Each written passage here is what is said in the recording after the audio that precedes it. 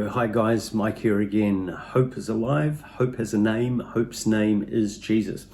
Looking at the series Gifts and Graces.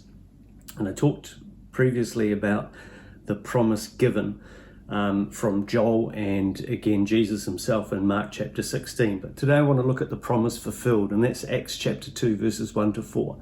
And it says this: when the day of Pentecost came, they were all together in one place.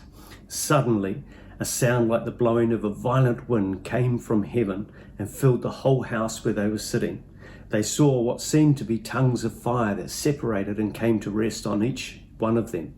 All of them were filled with the Holy Spirit and began to speak in other tongues as the Spirit enabled them. On the day of Pentecost, the promised Holy Spirit was poured out upon the waiting church with visible and audible signs. You can read that right there. Then those who were baptized in the Spirit began to speak in tongues as promised by Jesus in Mark chapter 16.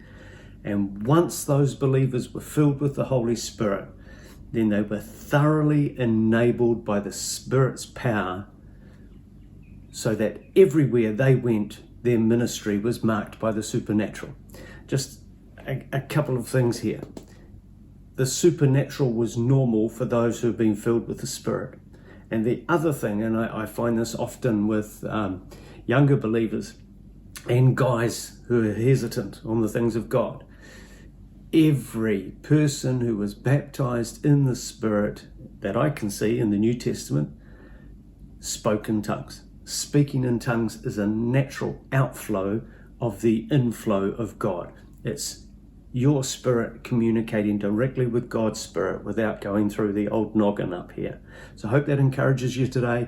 Tomorrow we're going to look at, we've looked at the promise given, the promise fulfilled, and we're going to look at the promise practiced in the next one. Bless. Thanks very much for watching. Don't forget to subscribe to the Hope is Alive channel and click here to watch more videos.